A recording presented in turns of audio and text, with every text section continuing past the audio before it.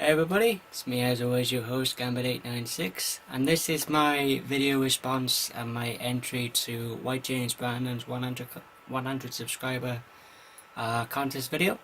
First off, I just want to give a big shout out and a big congratulations to White James Brandon for reaching the 100 subscriber mark, so congratulations. And the entry criteria for his contest was you needed to be 18 or older, so I could tick that box, no problem, because I'm 21.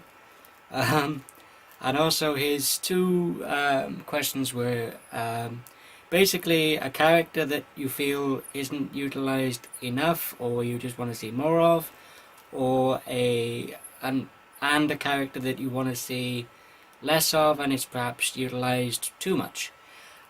So the character I'd like to see more of, and I have some notes here, some pointers I just want to get across in this response, is Doctor Strange. Now, to be fair, he was the primary focus during the last couple of volumes or arcs of Brian Michael Bendis' run on New Avengers, pre the Marvel Now initiative.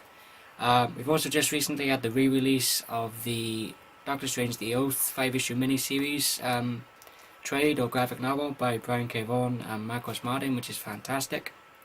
I just think that Doctor Strange is a really cool and really interesting character from reading Doctor Strange The Oath, and also I just think he's a really cool mix of sort of the mystical and the magical and the supernatural side of the Marvel Universe, and I just think Stephen Strange is a really cool character. Also, there's a feature film planned in the foreseeable future for Doctor Strange, according to a Marvel panel which recently announced the news. Also, there's been a Doctor Strange Season 1 original graphic novel published by Marvel, written by Greg Pak and illustrated by Emma Rios, which is basically telling an updated version of his origin story of how he became Doctor Strange.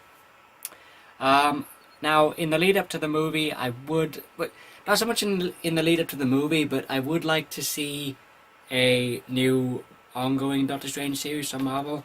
You had the pre-naming of the Doctor Strange series, which was the Strange Tales by Stan Lee, Steve Ditko, and Jack Kirby. Then you had the Doctor Strange series from the late 60s up until the 80s with I'm guessing Jerry Conway, Roy Thomas on the 60s stuff, and again Stan Lee. Also, you had the Steve Englehart and Frank Brunner stuff during the late 70s, early 80s. But he's kind of a character that's sort of faded into obscurity since then.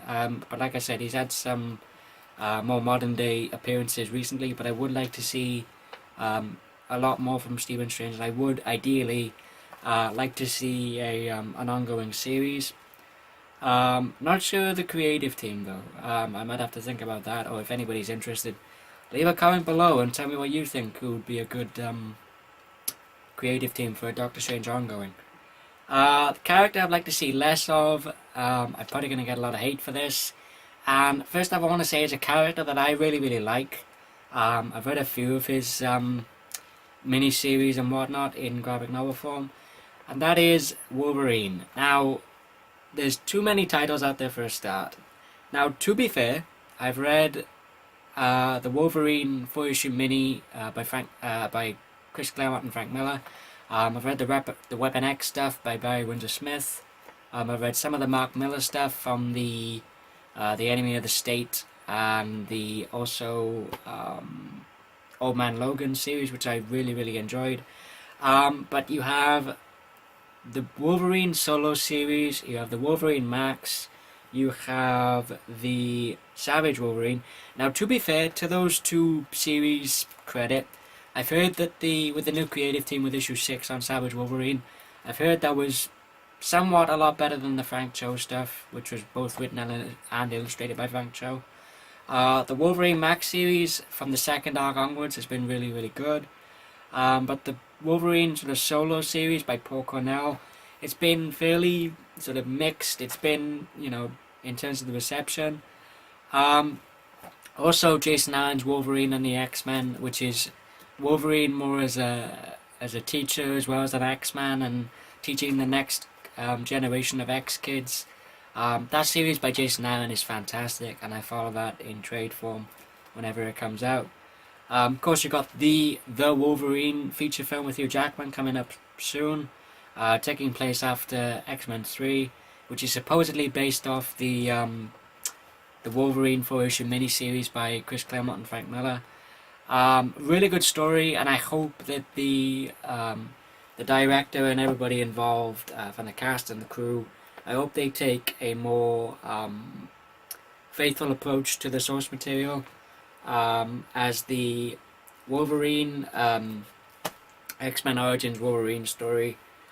I think should have been based off the Wolverine Origins series, but I wasn't really that fussed on the Wolverine Origins series anyway. So yeah, those are my answers to both your questions, Brandon.